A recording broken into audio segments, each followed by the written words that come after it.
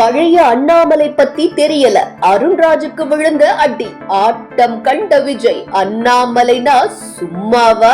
தமிழக அரசியல் களத்தில் கடந்த சில வாரங்களாக திருப்பரங்குன்றம் தொடர்பான விவகாரம் பெரும் பரபரப்பை ஏற்படுத்தி வருகிறது. இந்த விவகாரம் மத, அரசியல், சமூக ரீதியாக முக்கியத்துவம் வாய்ந்ததாக பார்க்கப்படுவதால் ஆளும் மற்றும் எதிர்க்கட்சிகளை சேர்ந்த தலைவர்கள் பலரும் தங்களின் நிலைப்பாட்டை வெளிப்படையாக அறிவித்து வருகின்றனர்.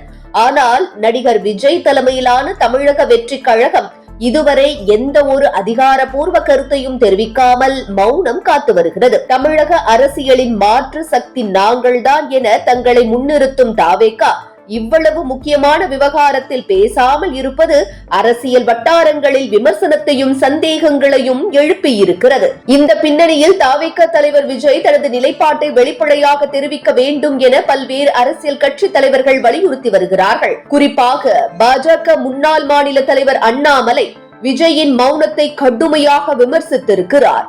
அவர் பேசுகையில், கம்முன்னு இருக்க வேண்டிய இடத்தில் கம்முன்னு இருப்பேன், கும்முன்னு இருக்க வேண்டிய இடத்தில் கும்முன்னு இருப்பேன் என்ற வசனம் சினிமாவுக்கு வேண்டுமானால் பொருந்தலாம். ஆனால் அரசியலில் அப்படி இருந்தால் சரிப்படாது. மக்கள் நலனுடன் தொடர்புடைய முக்கிய விஷயங்களில் விஜய் வாய் திறந்து பேச வேண்டும் என தெரிவித்தார். இந்த கருத்து அரசியல் அரங்கில் பெரும் விவாதத்தை கிளப்பியிருக்கிறது. அண்ணாமலையின் இந்த விமர்சனத்திற்கு உடனடியாக பதிலளித்த தமிழக வெற்றி கழக நிர்வாகி அருண்ராஜ் கடும் வார்த்தைகளில் எதிர்வினை ஆற்றினார்.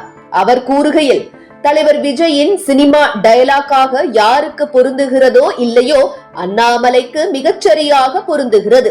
அவர் கம்முன்னு இருக்க வேண்டிய இடத்தில் கம்முன்னு இருந்திருந்தால் அவர் இன்று இருக்க வேண்டிய இடத்தில் இருந்திருப்பார். எங்கள் தலைவர் என்ன பேச வேண்டும், எப்போது பேச வேண்டும் என்பது அவருக்கு நன்றாக தெரியும்.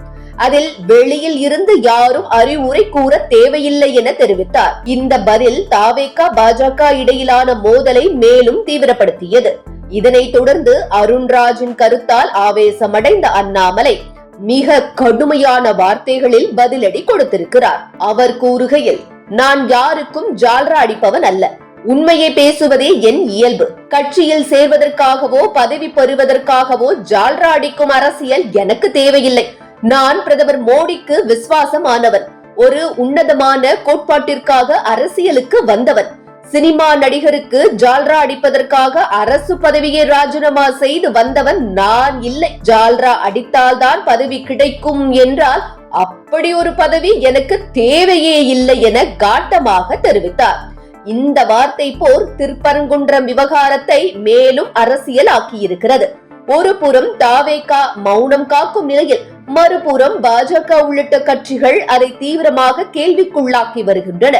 இதனால் இனிவரும் நாட்களில் விஜய் தலைமையிலான தமிழக வெற்றி கழகம் இந்த விவகாரத்தில் தனது அதிகாரப்பூர்வ நிலைப்பாட்டை அறிவிக்குமா என்ற எதிர்பார்ப்பு தமிழக அரசியல் வட்டாரங்களில் அதிகரித்துள்ளது.